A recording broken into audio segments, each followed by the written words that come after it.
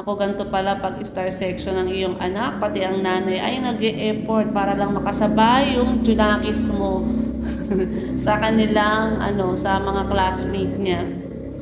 Yan, nagkakabisado siya ng kanyang sasabihin. Kasi bukas na ito. Yan, dance-dance muna siya. Take one. Okay. 1, 2, 3, 1, 2, 3, pangkap. Take two. Go. 1, 2, 3. Gumanto pa. Take four. Char. Take three. 1, 2, 3, 1, 2, 3. Take four. Ingay yung motor eh. Take five. 1, 2, 3, 1, 2, 3. Kaming pangkap 3. Tatlo. Ayan, titignan niya muna yung kanyang kakabasaduhin kasi nga medyo nakakalimutan pa ni Iris yung ibang mga sasabihin niya.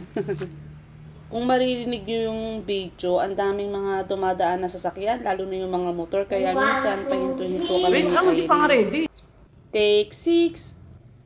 1, 2, 3, 1, 2, 3. Kami ang pangkat-tatlo na hindi magpapatalo. Pusa tayo. Nakalimutan agad. 1, 2, 3, 1, 2, 3. Kami ang pangkat-tatlo na hindi magpapatalo.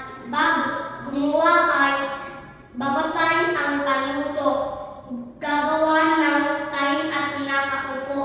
Ang mahalaga ay may natutunan ka sa ituturo ng guro. 1, 2, 3, pangkat-tatlo.